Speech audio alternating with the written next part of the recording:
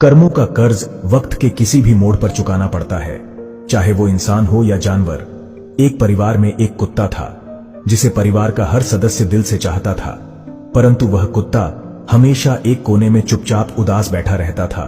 कोई समझ नहीं पाता कि उसे क्या परेशानी है। एक दिन घर में एक दूर का रिश्तेदार अचानक आया।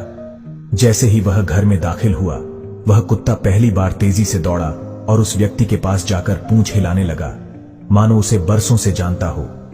परिवार के सभी लोग हैरान थे, आखिर यह बदलाव क्यों? रात में उस रिश्तेदार ने एक विचित्र सपना देखा। उसके दिवंगत पिता सपने में आए और बोले, बेटा, जब मैं जीवित था इस परिवार से मैंने एक कर्ज लिया था, परंतु उसे चुकाने से पहले ही मेरी मृत्यु हो गई। मेरी आत्मा उस कर्ज से मुक्त नहीं हो सकी और अब मैं इस परिवार का कुत्ता बनकर अपने कर्मों का हिसाब चुकाने के लिए वर्षों से यहां हूं। बेटा, उस कर्ज को चुका दो ताकि मेरी आत्मा को शांति मिल सके। अगली सुबह वह व्यक्ति उलझन में था। नाश्ते के समय उसने परिवार से पूछ लिया, क्या मेरे पिता ने कभी आपसे कोई कर्ज लिया था? परिवार के मुखिया ने गंभीरता से सिर हिलाते हुए कहा, हां, पर उनकी मृत्यु के बाद हमने इसे माफ कर दिया था। यह सुनकर व्यक्ति स्तब्ध रह गया। सपने की सच्चाई अब स्पष्ट हो चुकी थी। उसने तुरंत उस कर्ज को चुका दिया।